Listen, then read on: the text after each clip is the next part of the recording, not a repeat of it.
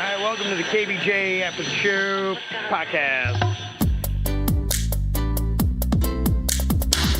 Kevin's eyes look insane, but he's got new hair. Virginia is a witch, and she farts in her chair. Jason is a spaz who's got an old man's ass. Welcome to the After the Show podcast. Yeah, hello, and welcome to the KVJ After the Show podcast. It is Friday, and the KVJ horror movie tickets are on sale right now. KVJShow.com. You can go there.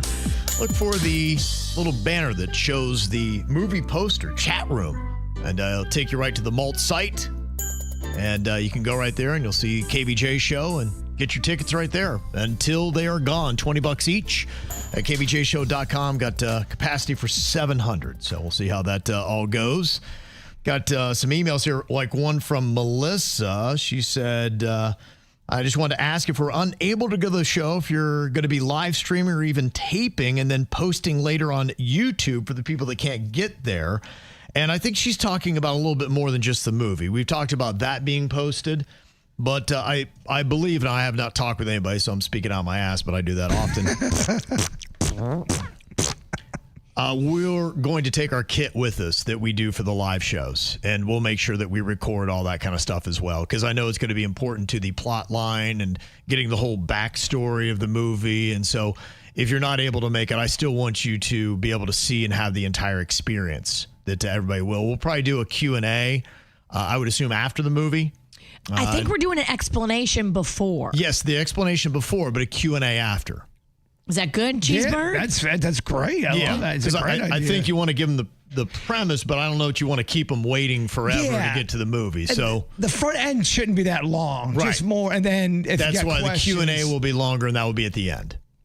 I love it. Yeah, Got it. That's what I was figuring the plan is. I love it. Not to come in, take charge of your whole damn thing. Be like, here's how we're doing it. No, it's all of our thing. Every group needs a boss. Okay, yes. So that's going to be going down. We'll have that. It'll probably be posted the following day, so you can go check it out. So if we do it on Saturday, by Sunday, you'll be able to get up and skip church and watch that instead. If we don't have to edit too much out of it. We're editing it now, so. No, I mean out of our live part, the before and after. Got ya. Yeah, hey, you got to watch what you say. So whatever you say, probably going to go live. Yeah, we don't edit. Yeah. We edited the last one live on Self-edit in your PGA. head. Did we? Yeah, we had to. I said something I shouldn't have said. Now, this time, whatever you say is going out there. I'm tired of doing the editing for you, Virginia. Why do I not remember this? Because you were drunk. Yeah. She went a little bit loose on the lips on one of her stories. We had to backtrack on a bit. Oh, wait. Okay. Yeah. It's all coming back to me now. Thank you, Celine. Mm-hmm. Yeah. All right. So anyway, that's going to be happening. I do want to welcome in one of our KVJ Nationers, Russell, and he's always so good to us. Get up close to that mic there, Russell. Absolutely. Known Russell for many years. Got to meet him out at a great Oktoberfest event, and that was quite a while ago. And since then, I think I've referenced Russell many times because what he does, he goes to a lot of concerts, and then he sends us the audio, and then we'll play that. So he's kind of, you get a little bit of a sound and a perspective if you weren't able to make it to the concert. Russell in the streets. That's what I try. I try. Yeah, that's kind of. I always send to him, and I'm always worried because I'm like sending it to him. It's like, it's 9 o'clock at night, 10 o'clock at night. He's going to be asleep. Yeah. Now, I'll tell anybody, if you got my number, you can text anytime because it's set up. Like, I don't hear anything. I check it the next day. The phone just sits there, and it just goes right into whatever my text messages are, and I get to it. So. Yeah. The last concert I sent you, the Cage the Elephant, was an amazing concert. And we did that out. We went to Clearwater for that concert. Yeah, right. And it was an amazing concert. So that's crazy. So you went to Clearwater to see them, but then they were at Hard Rock Live. It's cheaper to go to Clearwater and see them than go to Hard Rock. Yeah. Hard Rock's expensive. Yeah, but we also had free tickets to that one. So yeah.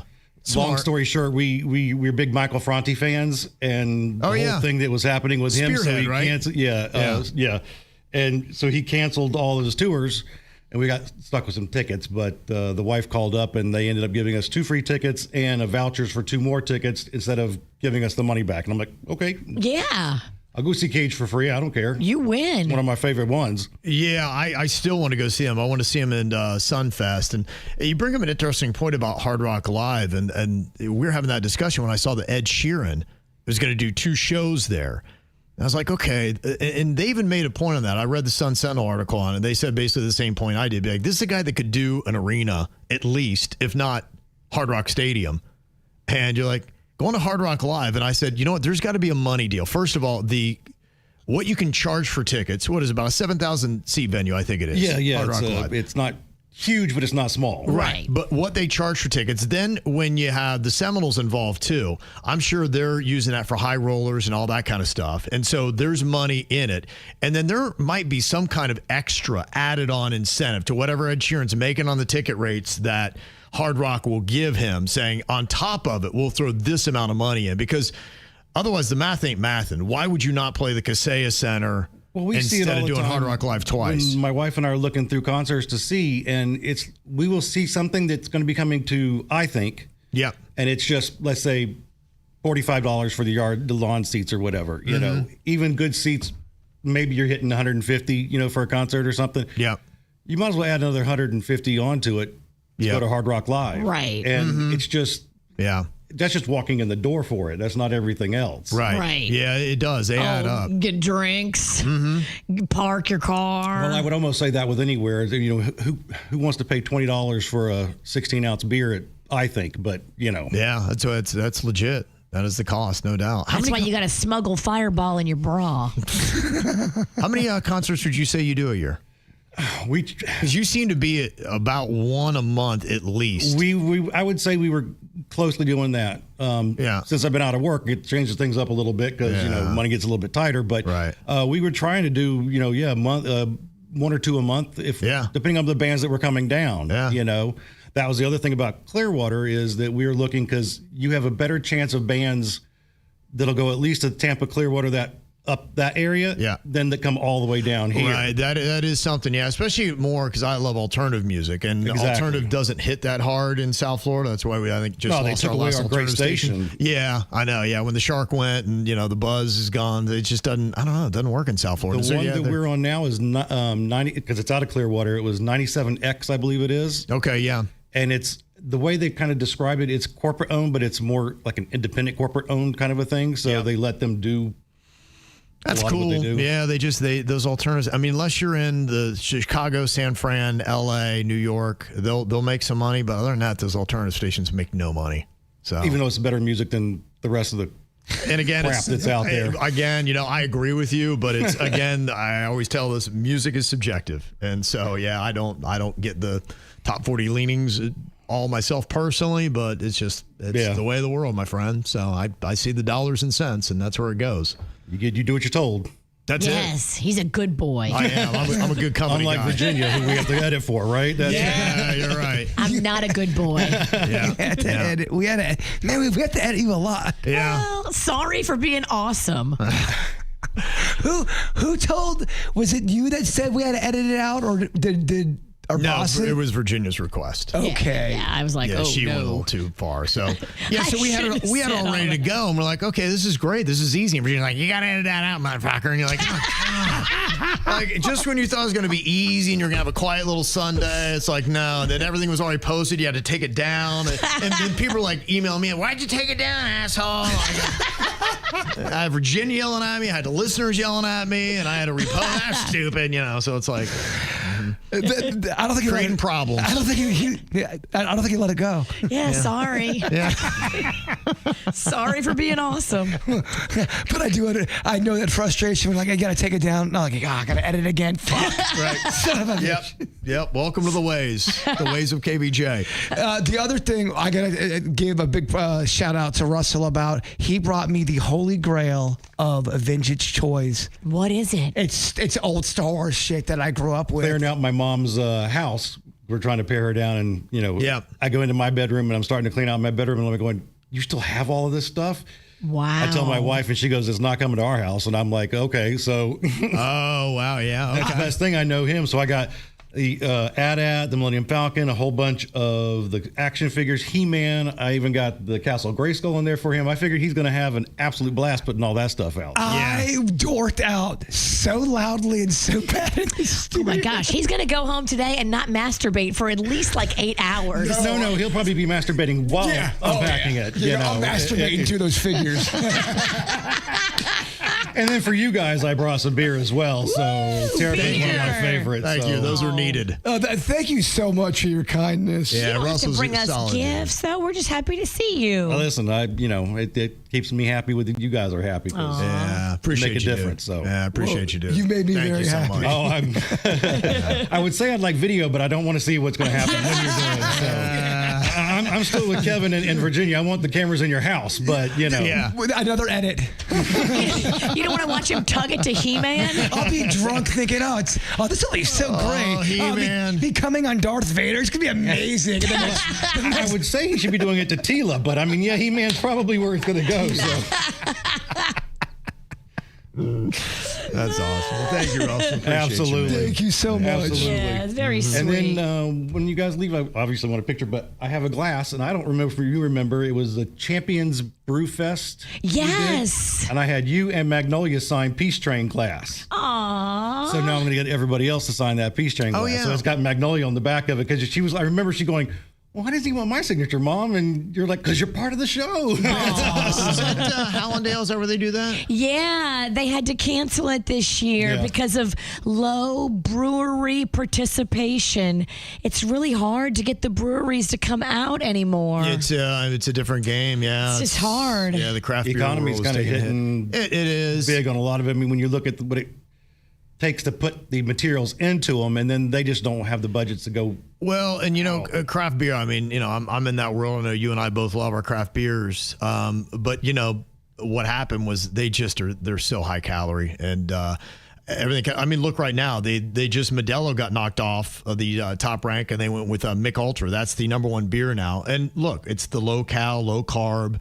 And so that's where people are if they're drinking Otherwise beer. known as piss water, but that's, Yeah, I'm right there with you. I would not be doing it. To me, it's like, what's the point? Just give me water. There was one that I was drinking a lot, and I didn't even bother to look at the calories. And one day I was looking down, and I was drinking, if I was getting turned, I was having like 4 of them. They were over 400 calories. Yeah, right. Yeah. I was like, holy shit. You've had all your calories for the day. And then you still get hungry. Well, the point is you got to get drunk enough so you don't worry about the calories. And Yes.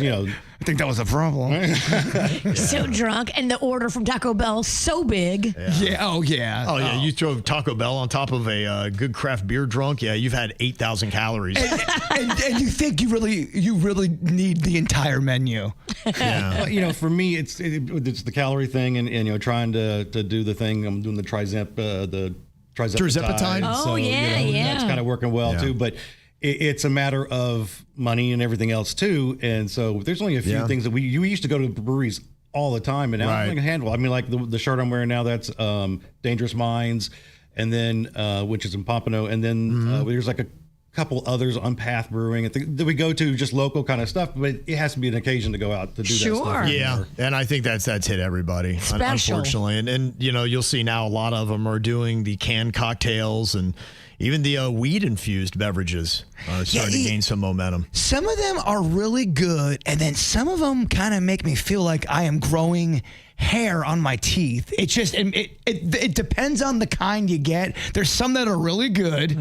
They kind of give you a case of the hornies. And then I'm coming for you, He-Man. And then there's other that make you, oh shit, the helicopter's back. It's here. I know they're here to get me. And then just make you a little paranoid. I have no interest in a paranoid buzz. And I still can't get my head wrapped around those seltzer stuff. I a friend of mine wanted that Death Row Records has their own vodka blends or whatever. Gin and juice. Well, this one was the Daddy water or something like that, but it was a grape one. Oh my God, it was so horrible. I was just like, Daddy water. There's dad water. There's mom water. They got that Happy Dad too, right? Happy Dad, that's what it was. Happy Dad. Yeah, it was a grape one, and I was like, those are those Nelk. Is it the Nelk boys or whatever that I think do the Happy Dads? My daughter kind of knows that, my son. But yeah, I do not like the seltzers. I don't like White Claw. I think they taste terrible and they make me a madman. I definitely don't want to drink. I don't want to drink nothing. It's called Daddy water. Come here. Come have some of Daddy's water. Hey, can someone give me some more Daddy water? Yeah, don't mind that foamy top.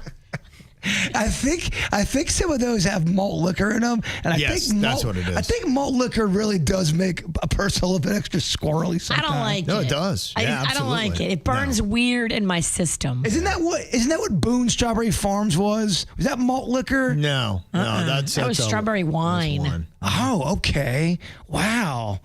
It does. That would make you horny.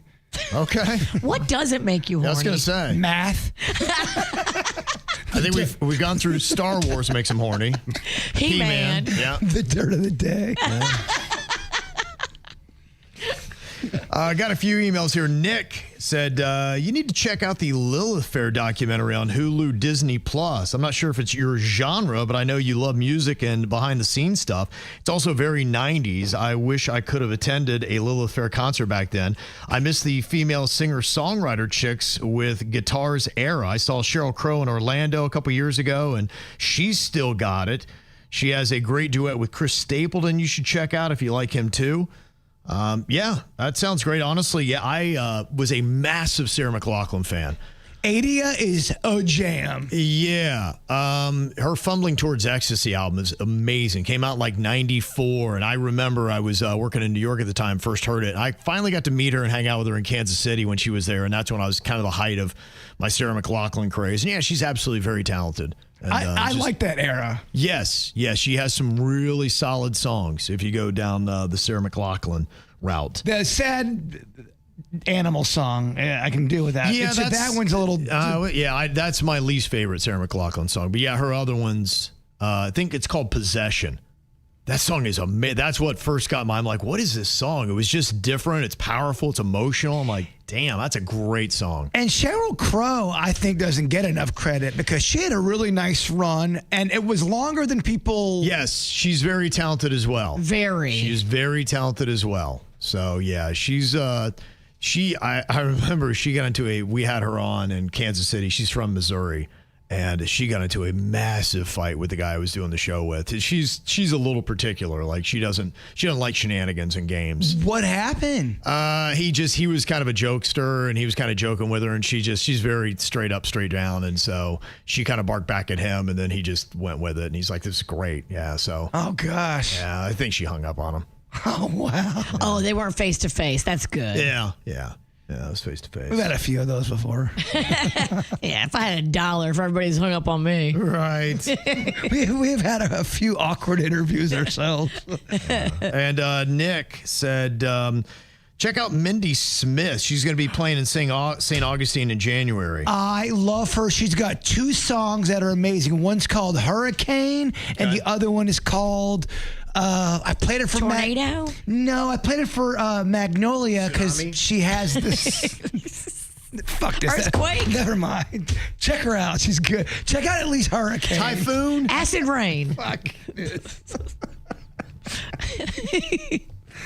Yeah, never mind. What is her name? Mindy Smith. She's got a beautiful voice, and no one knows who she is. Doesn't that Is she sound hot? like an alias for witness protection? Nobody knows who she is. What does that mean? I just don't think she's that popular. The other song is called "It's Amazing." Okay. I really, and if you like that kind of peaceful, she kind of goes under that weird country but not country, yeah. folk but not folk. I like that. Yeah, I love that. I love all that stuff. It's great. She's cute too. You'd like Hurricane. Never mind. I can already tell. You're going to fuck with me.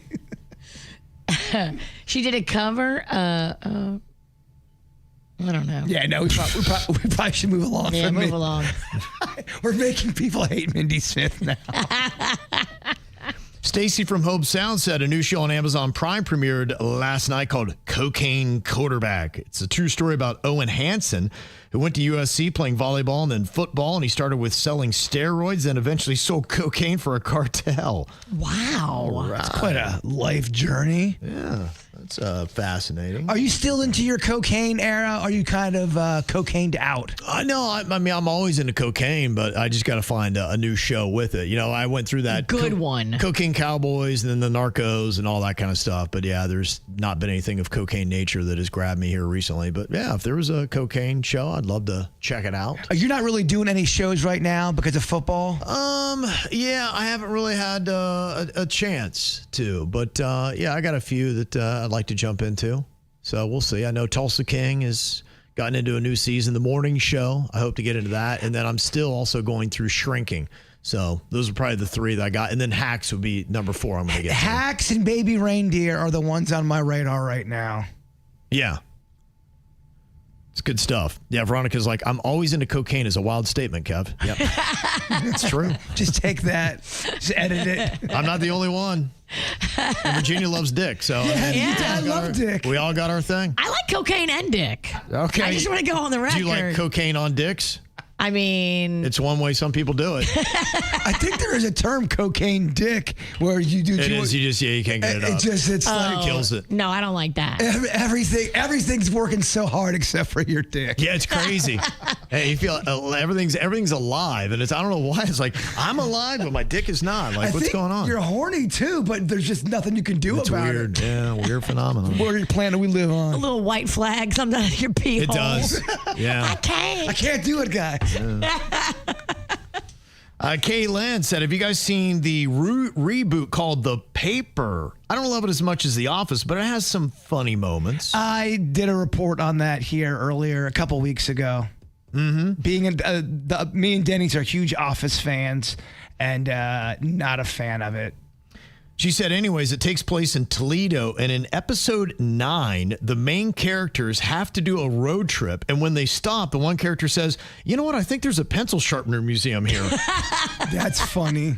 And I immediately told my husband, like, oh, they must be in Logan. That's funny. She said, random fact I learned from my years listening to you guys. I just want to let you know. Yeah, it's so funny. My little town of Logan, only 7,000 people. They did a bit about it on SNL. Like, it's been featured. Like, how would anybody know about this small-ass little town? And I remember Columbus Radio used to always bag on Logan. We were just always that little, you were a little kicking bitch. It's just the weirdest. It is a very weird fucking town. I don't know how to describe it. We have horrific murders and you're right. All kinds of just weird stuff. Pencil sharpener museums. Sweet Drew Ralston. It's an odd town. I don't know what it is. And growing up, like you said, the stories that I have going, it sounds like it's out of a movie. Everything in Logan is like it's out of a movie. Well, I was watching the murder documentary, and all of a sudden I realized, oh shit, this is the story Kevin always talked about. Logan, Ohio. We got a few. Yeah, we got a few. I think my dad was representing some guys that got on meth and put each other in the wood chipper. So just really, yeah, it's some crazy stuff. I don't know what it is. It must be something in the water, them hills. I don't know. It is beautiful, though. It is beautiful. Absolutely, it's beautiful. The people are amazing. I don't know why. Just growing up, we always had just weird stories and always made the news for the worst reasons. Maybe, is it because it's the woods, maybe? Does the woods bring out an element? I mean, there's woods everywhere in Ohio. I don't know what's unique about us, but yeah, Logan just always, and so it's funny that now add another one that we're on the paper. So, yeah, it's like somehow national media would find out about us. I think people somehow they would go through. We weren't far from Columbus, and maybe they're going through, what a weird-ass little town. It is. It's bizarre. It is a weird-ass. Well, we got a Bigfoot festival. I mean, you know. The heaviest made pizza on the planet. 10-pound pizza. Right. No, that thing was at least 20 pounds. Yeah, it's quite a place. Quite a place. Lovely town, lovely people. Just weird. Heather. She said, that rockabye that you were playing early, it is the best. She said, the music's been around for more than 16 years. I played it for my own children, and I was a preschool teacher, and I used to play the music in my classroom on the regular. Aww. Yeah, it's kind of cool. In fact, I think we're going to play that as a little game here because they have so many songs, because she's right. I kept going through it today. Finally stopped at about like 40, and they were all songs that you know that are just lullabies, and I was like, I'm not going to inundate Denny's anymore, but I said we might be able to do that 5 songs at a time like we did today. Yeah, I really was kind of shocked how peaceful it made me. It is. And instantly, yeah. I kind of forgot we were on the air, and I don't know, I went to a place of serenity. Yeah. She needs a little bit of that. Yeah. Yeah, it's something. Also, Carlos said, I had my brother reach out to me to look at a post on TikTok to confirm it was real. And when I clicked on it, it took me about 10 seconds to see it was all a lie. So I started looking at other videos on their page, and every dongle clip was full of lies and misinformation. And they had so many likes and comments. I reported many of the clips, letting them know that it's misinformation and it's false leading content. A couple days later, I saw that TikTok had responded to me, and every single clip I reported, they said they found nothing wrong with their posts and it didn't violate their guidelines. But Rocco dancing on our YouTube page got us a violation. Rocco fully clothed, just dancing. Yeah. Got us shadow banned. Was that TikTok too or just YouTube? I think it was YouTube that gave us a violation. Yeah, this one's on TikTok. And they said, so I guess as long as they're getting thousands of views, likes, and shares, TikTok doesn't really care what's being posted or if it's misinformation. I think, too, they take care of, because I noticed with TikTok, when you get on there to post a video or whatever, they're really throwing in that ad where they go, do you want more likes, more shares, more comments? Add on to this plan. And I think that kind of spawns on some weird stuff. Yeah, it brings up several points. One is now that it looks like the sale is going to go through of TikTok, how will the algorithm change, if at all? Will you see different content on there? Is it possible because ByteDance had it, they're like, yes, we love when Americans are looking misinformation, so we're not going to take that down because it is annoying. And then the other point is there's so much stuff that's debatable today on what the truth is. Because, look, it's almost like the truth is relative. You say you would think there's just one singular truth, and you got to get to it. But it's like everybody's truth now is just, it's my truth. Different. Yeah. And conflicting. And it's odd. And sometimes when you start having the debate and going further down the rabbit hole to understand their position, sometimes you're like, okay, I maybe from a certain perspective. So it's going to be interesting. The arbiter of the truth is what's going to be fascinating moving forward with social media. And it is as we're seeing, a very dangerous tool. And I don't want ever there to be curbed free speech, but for it to be so divisive and so powerful, I think that it needs a look. I don't think that what we have unleashed on the world should sustain itself in this current form. Well, it's firing people up to the point where they're making very squirrely, violent decisions based on stuff that they saw on social media that may or may not be fact. Right. And then they're going out and hurting people based on that. Like, what the hell? Yeah, well, look, I mean, that's the one thing it does. It stirs up emotions and it gets them to a boiling point, and we're seeing constantly, almost daily, those emotions boiling over into violence. And people turning on each other. Yeah. It's crazy. It's a tough era. It's weird because we're all going through it, and I don't think anyone really knew what all this was going to do to just people in general. Because people going through it don't even realize that we've been mentally manipulated into treating each other this way if we have different opinions. Yeah. Mm-hmm. Yeah. It's so easy to be so connected now, and which in a way makes you a bit disconnected. It's odd. Mm-hmm.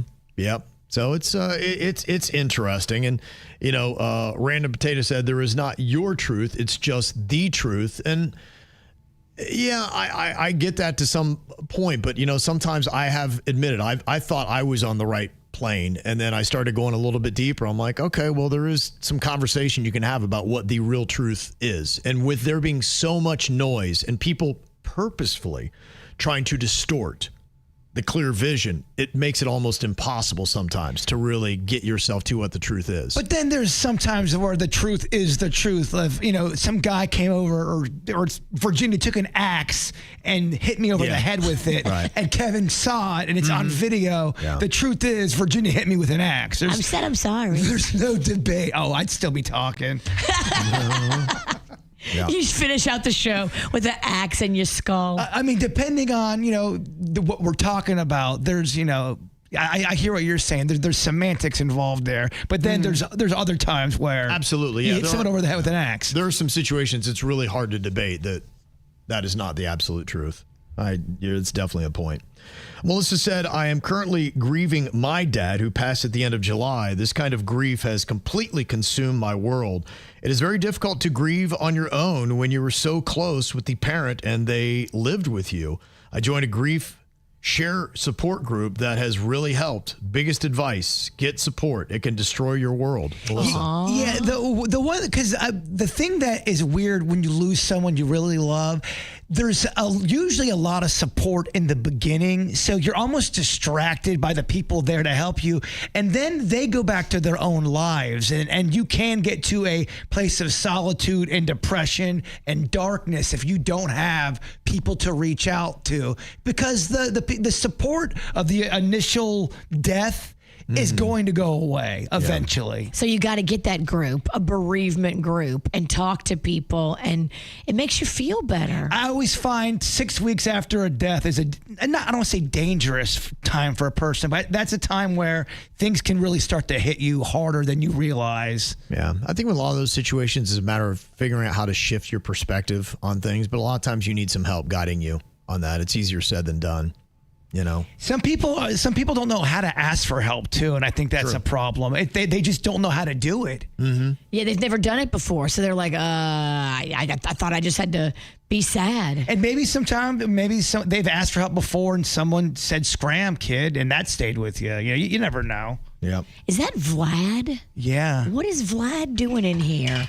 I don't know, dog. Haven't we told you to keep him at home? I didn't bring him in here. Who brought him in? I don't know. I don't want. I didn't want to worry you guys. How is he here if you didn't bring him? I might have left him in Denny's car. Maybe Denny's. Did Denny's? You bring him in? I don't know. He's not listening to the show. I don't blame you. And I love how Vlad's been here the entire morning, and I just now noticed him. I was like, oh gosh. I see he doesn't have cocaine dick. Wow, he's still got that big old boner in his pants. Oh, he's got. Remember, he was brought back with a permanent boner. Yeah, his legs are fixed and his dick is fixed. That's called priapism. Oh, Vlad be fucking all the time. Who's he fucking? You? He just loves it all. It's a medical condition. Damn. There's some people that they can't get rid of their erection. Could you imagine if you had to walk through life just constant erection? It happened to me one time, and I started getting scared, and it was quite painful. It was more than your average hours. You're like, what is going on here? Yeah, I think you're like going, that'd be so awesome. But then I think when you go, well, I mean, first of all, like pissing. You'd have to have one of those wall urinals. You know how like when you're in elementary school and you go and stand and just basically piss straight out? Like how would you pee in a regular toilet? You'd have to like force, it would hurt so much. Yeah, you got to do terrible. You got to do like the door stop, the kind of thing. I mean, you have to really. I think you'd have to like hover over, if you're talking about a toilet, you have to get over the toilet, like put one hand on one side of the wall and your feet on the other and just kind of hang over. See, how are you shooting straight down? You don't get these boner problems, Virginia, because we don't talk about it. I don't get boner problems. It's something we don't talk about as men a lot, but I'm glad I mean, they're good to have when you need them, but when you don't, they're terrible to have. They are, and you can have a boner too long, and it's actually very, very painful. Well, just think about holding a rock over your head for more than, 4 hours. You're going to get tired. Have you noticed, with age, both of you are getting up there, your eyes are going, your hair is going. Has your penis strength diminished at all? Mine's still fine. Yeah, my penis. I'm very good with my penis, and don't let me in with my hair. My hair's. I was looking at him. That's fucked up, dog. Yeah, his hair's great. Your eyes are shit. My hair's terrible. Yeah, that's where we are. Your eyes. She's talking about your eyes, my hair. We get it. We're trying to open up about these boner issues that no one is brave enough to talk about, and we are speaking our truth. I'm sure people want to know. Yeah. Yeah, our dicks are good right now. How's that thing? Well, our thing is fine. I don't want to speak for Ralston, but the picture he showed me the other night was great of his boner. I'm kidding. I'm kidding. Got Sugar Tit Moonshine Distillery from Sugar Tit, South Kakalaki. I got my Sugar Tit shirt on. Thank you all for that. Fancy. Good. Yeah, absolutely. And happy birthday to Goob, too. We drank all the moonshine.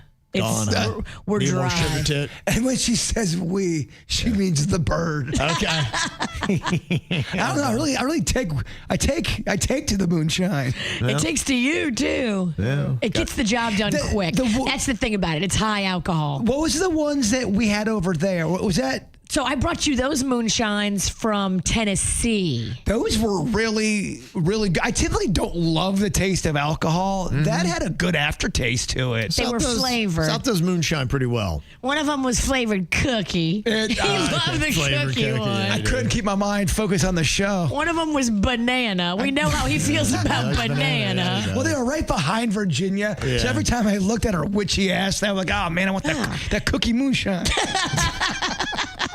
Don't you ever look at me and say, I want that cookie. It's getting weird, y'all. It's getting weird.